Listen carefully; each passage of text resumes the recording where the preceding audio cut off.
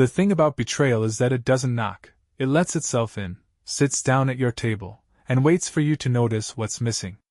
Usually, it's too late by then. I was standing in my father's garage the first time it all clicked. It was quiet, too quiet, and something about that silence felt wrong. Like a memory I wasn't supposed to remember but somehow did. I just fixed the alignment on my dad's old Harley, something we used to do together when I was a kid. The smell of oil and gasoline, the faint hum of classic rock playing on the radio, it should have been nostalgic. Comforting. But it wasn't. It was tainted. Maybe it was because my wife had come home that morning wearing perfume I didn't buy. Or because our son, Jason, had started giving me these weird looks, like he pitied me. Like he knew something I didn't. That's what did it, I think. That quiet pity in his eyes. A look that shouldn't live on the face of a 15-year-old. I didn't confront anyone right away. That's not who I am. I watched. Listened. Waited. And eventually it was Jason who cracked. It wasn't even a confession, really, just a badly timed comment at dinner. We were eating spaghetti, something Melissa used to make from scratch but now just microwaved from a jar. I mentioned wanting to take her to that new steakhouse downtown. Jason looked up from his plate and said, "You mean the one you and Grandpa used to go to? Stan loves that place too." Stan. My dad's friend. A guy I grew up calling Uncle Stan. Even though he was nobody's uncle. A man who used to ruffle my hair, tell me about girls, joke about taking Melissa on a date if I ever screwed things up. Always smiling. Always too familiar. Melissa froze. Jason froze. I froze. And that silence returned. You ever feel a fuse blow in your mind? That quiet pop, when everything just goes dark for a second, and all you can hear is the static inside your own skull. That was me, right then. The next day, I went to my dad's. I don't even remember the drive. Just showed up with a six-pack and a lie. Told him I wanted to watch the game. He smiled that lazy, greasy smile he always wore when he was hiding something. Half drunk by halftime, I looked him in the eye and said, "You know Melissa's been sleeping with Stan, right?" And my father didn't deny it. He sighed. He actually sighed, like he'd been waiting for me to catch up. Then he said, "She's not who you think she is, son." I wanted to punch him. I wanted to hit him so hard the beer in his gut turned to steam. But I didn't. I sat there, nodding like I understood. Like it didn't feel like a bullet in the chest to hear him talk about my wife like she was just another girl at the bar. And when I left his house, I didn't cry. I didn't scream. I started planning. Because when your wife betrays you with your father's friend, and your own son keeps it to himself? That's not a mistake. That's a message. And I was going to answer it. I didn't grow up in a family that solved problems with words. My dad believed in consequences. He never said it out loud, but I learned early on that silence was punishment, and fists were punctuation. And now, decades later, I was realizing just how much of him I carried inside me, how much of that quiet violence I'd absorbed. Melissa and I met in college. She wasn't flashy or wild, just sharp, warm, and reliable. A woman who believed in lists and weekend planners. We were the kind of couple people forgot about after parties, not because we weren't interesting, but because we didn't cause a scene. We were dependable. Predictable. But predictable doesn't mean bulletproof. And now I knew she'd been sleeping with Stan Morrison for at least 6 months, maybe longer. My father's hunting buddy. His golf partner. The guy who taught me how to gut a trout. He even gave a toast at our wedding, told Melissa she was too good for me, but he'd learned to accept it. And apparently he had. I didn't confront Melissa, not right away. Instead, I started with Jason. He was in his room, headphones on, half playing a video game. I sat down on the edge of his bed, felt the mattress sink under me. "I know," I said. He paused the game but didn't look at me. "I know about Mom and Stan." Jason didn't say a word. He just stared at the TV, the menu screen frozen, pulsing. "You knew, didn't you?" He nodded. "Just once." I've been punched before. Bar fights, high school scuffles, even a car accident that broke my ribs. But nothing ever hurt like that nod. I didn't want to tell you, he whispered. I didn't know how. I stood up, walked to the door, and said, You just did. He didn't follow me. My dad came over the next day, acting like he hadn't let a damn wildfire rip through my house. He brought steaks and a case of Budweiser, like we were having a barbecue. Melissa smiled when she saw him. Smiled. And I realized in that moment she never stopped loving him. Not in the romantic way, maybe, but in the way you trust the devil you know. Stan was safe to her. He was part of my life, our life. He was woven in. I watched her pour him a drink. I watched her laugh at his joke. And in that moment I decided, I wasn't going to fix this.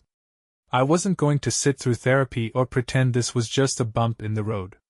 I was going to burn it all down. That night I told my dad I wanted to go hunting, just us.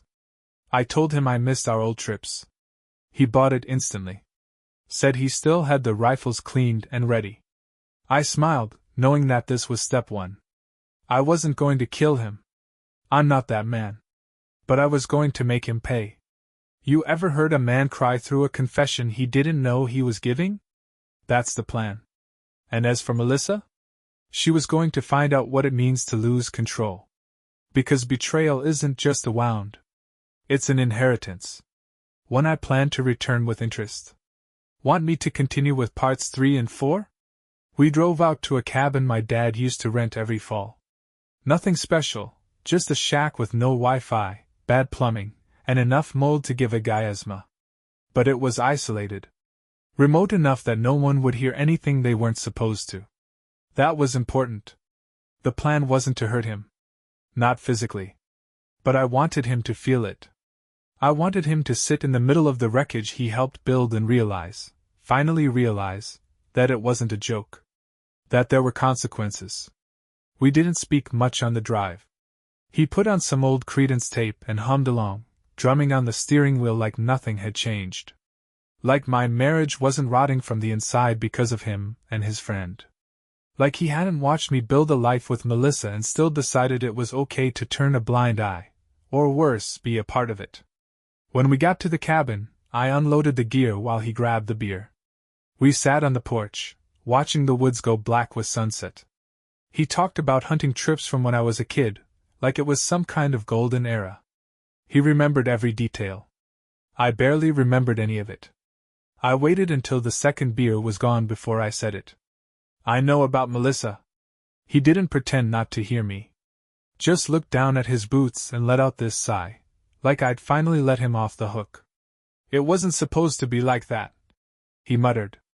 I just stared at him. Let him talk. She was lonely. I was drunk. It only happened once. I nodded. With Stan. He flinched. That part, apparently, I wasn't supposed to know. I leaned back in my chair.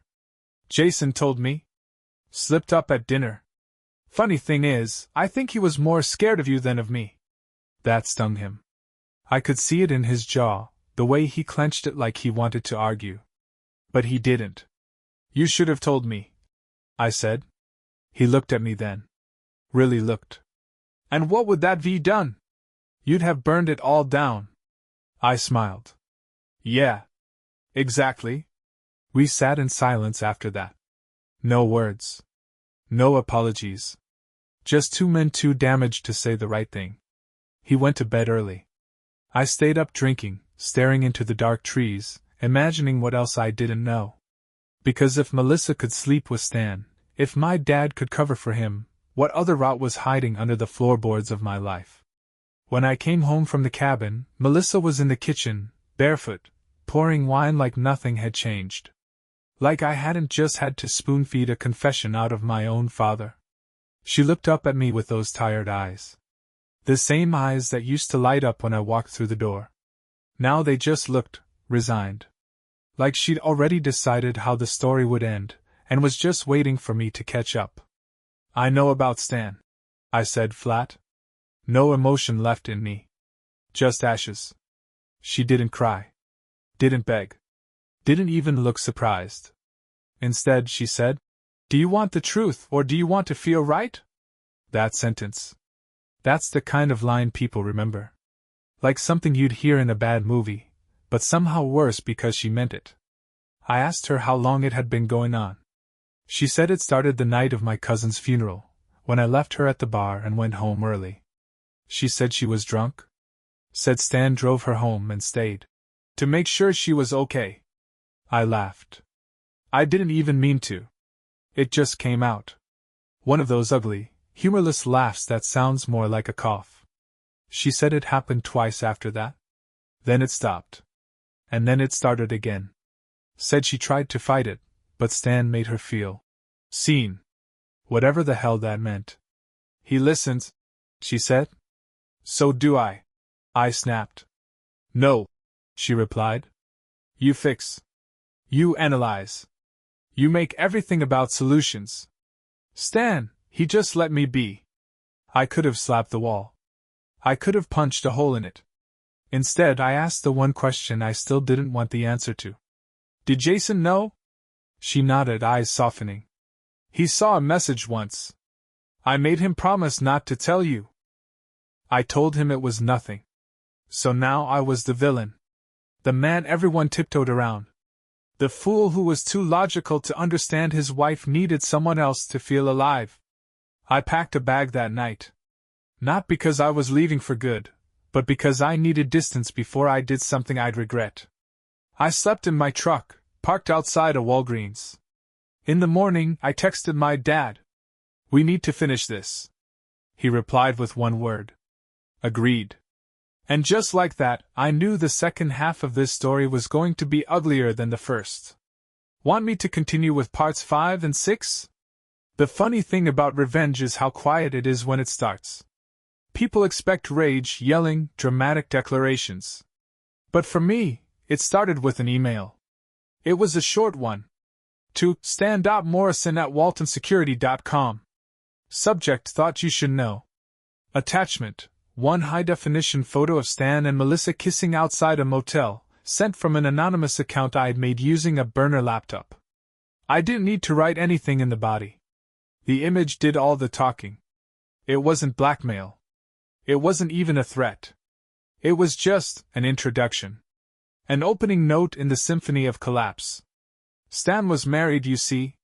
Still is. His wife, Trina, ran a daycare and donated to animal shelters. Real salt-of-the-earth type. The kind who bakes banana bread for new neighbors and hosts prayer groups on Tuesdays. The kind of woman who didn't deserve to be dragged into this, but neither did I. Dad and I met again 3 days later in the back lot of a hunting supply store. No words. Just the nod. We were working now. Partners in a silent war. He handed me a folder. Inside, printouts. Receipts. Screenshots. Bank transfers from Stan's personal account to Melissa's Venmo. Flowers. Hotel bookings. 2 receipts from the same hotel, 6 weeks apart, paid for with the same Amex card Stan used to buy drinks for me every Christmas. I couldn't decide what disgusted me more, the intimacy of their arrangement, or how sloppy they'd been. Melissa hadn't even tried to hide it. Not really. I think deep down, she wanted to get caught. Maybe not consciously, but something inside her was tired of lying. Or maybe she thought I'd never look. That I'd never dare. Dad sat on the hood of his truck, lighting a cigarette, squinting into the wind. He looked older than I remembered. Not in the way people age naturally, but in that dragged-out, hollowed way men look after they've spent years lying to themselves. Trina deserves to know, I said. Dad didn't answer. Just nodded. I emailed her the same photo I'd sent to Stan. The fallout was immediate. Melissa got a call during dinner. Her phone lit up with Trina's name. She stepped outside to take it. When she came back in, her face was white. She didn't look at me. Just walked past, into our bedroom, and locked the door. I ate the rest of my reheated meatloaf in silence. Jason sat across from me, watching.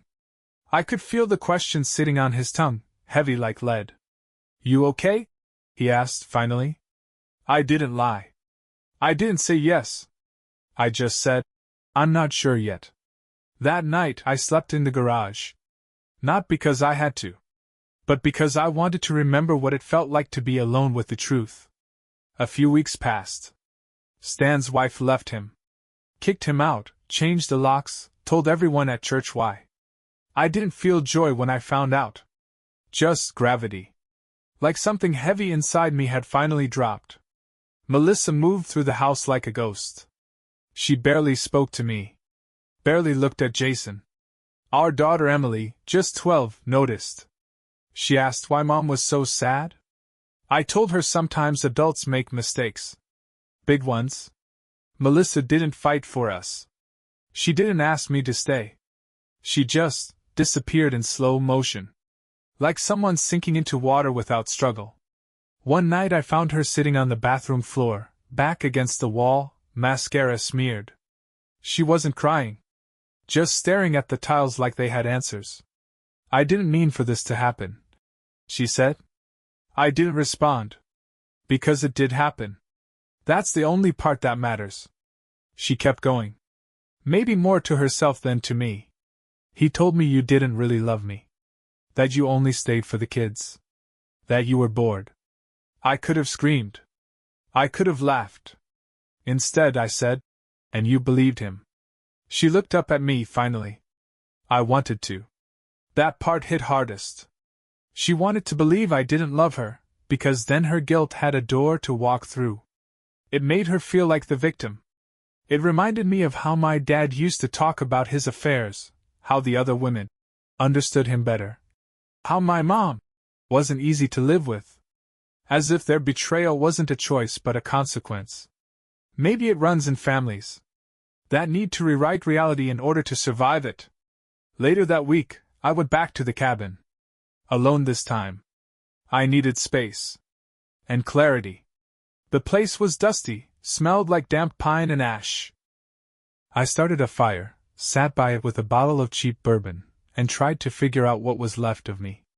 I remembered being 16, sitting beside this same fireplace with my dad, asking him what love meant. He told me love was showing up every day, even when you didn't want to. Even when it felt like a job. But he didn't live that. He said it, but he didn't live it. Maybe I didn't either.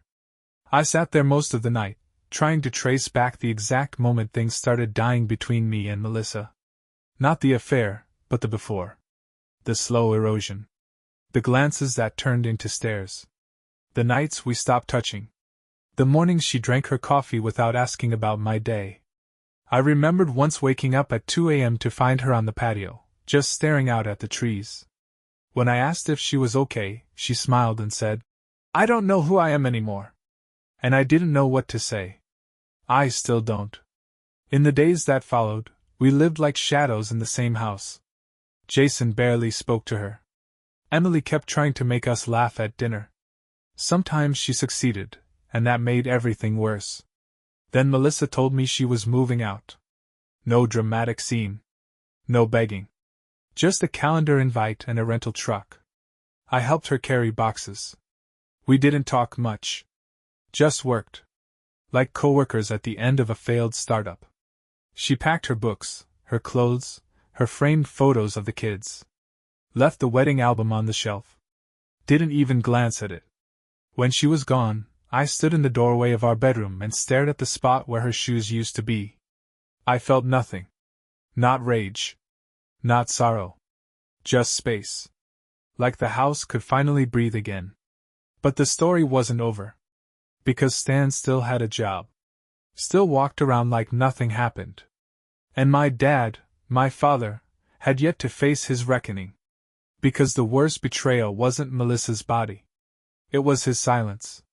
And I wasn't done with him yet. My dad called me 3 days after Melissa moved out. Just checking in, he said. I let the silence stretch so long he had to fill it himself. Things okay with the kids? Jason's fine, I answered.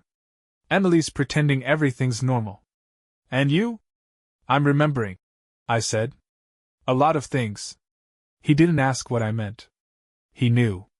Because that's the thing about men like my father, We remember each other in pain. In silence. Not in birthdays or fishing trips. Not in Christmas mornings or Little League. But in those moments where one of us looks at the other and sees exactly what we've become. When I was 13, I watched my dad flirt with a waitress while my mom sat 3 feet away, stirring her coffee with a hand that wouldn't stop shaking. Afterward, I asked him why he did it. He said, "Because sometimes men do things they don't need to explain." That stayed with me. Burned in. Now I was a man. And I had things he needed explained. We met again at the cabin. This time, I brought a box. Inside, old photos. A copy of my marriage license. My wedding ring. And a single sheet of paper with Stan's contact info, circled in red.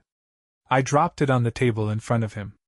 "This is what your silence costs," I said. He looked at the paper, then up at me. "I didn't know it would go that far." "But you knew it started," I said. "You knew he was circling her. You let him." He nodded. "Yeah." I asked him why. He took a long time to answer. "Because I saw the same look in her that I saw in your mother. Tired. Bored. Not of you, but of who you became." That stung. Not because he was wrong, but because he might have been right. "And you thought that gave Stan permission?" I asked. "No," he said. "I just didn't stop him." I don't remember standing up. I don't remember flipping the table.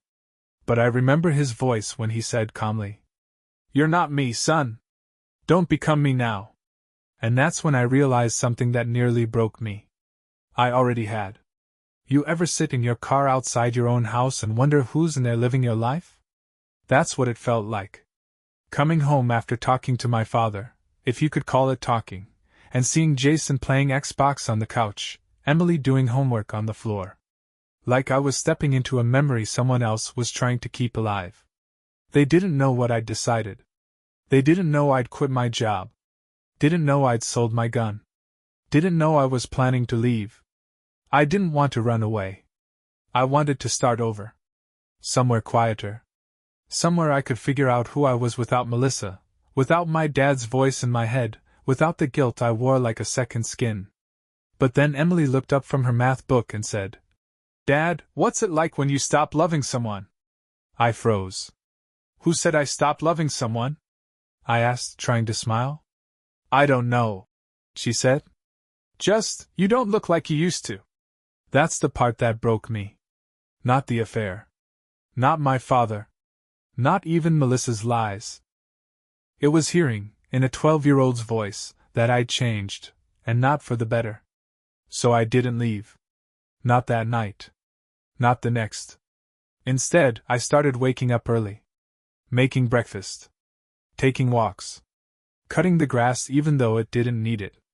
I started reclaiming the little rituals Melissa had abandoned, like folding Jason's hoodie instead of throwing it on the stairs, or checking Emily's homework before bed. And I wrote. Not a journal. Not a memoir. Just pages. Letters to no one. Thoughts. Rage. Regret. Pages I'd probably burn someday. But for now, they were a place to put the parts of me I didn't want my kids to see. Then Melissa called. She wanted to talk. We met at a diner. She looked tired. Older. Her eyes didn't sparkle like they used to.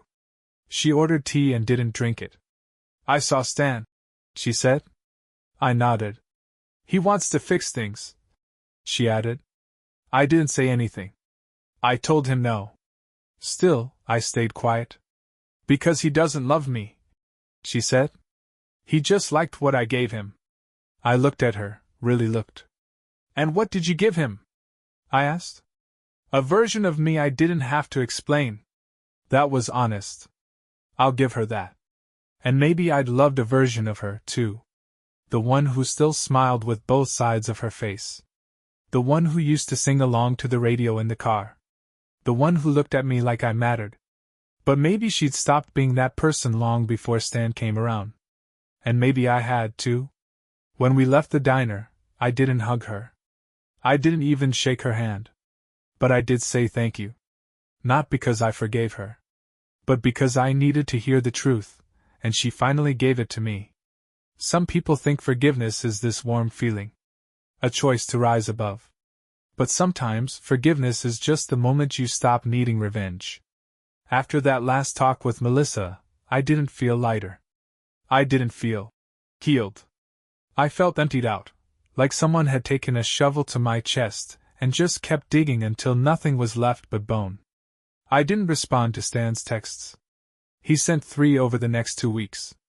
One was an apology, too long, too careful, like a lawyer had written it.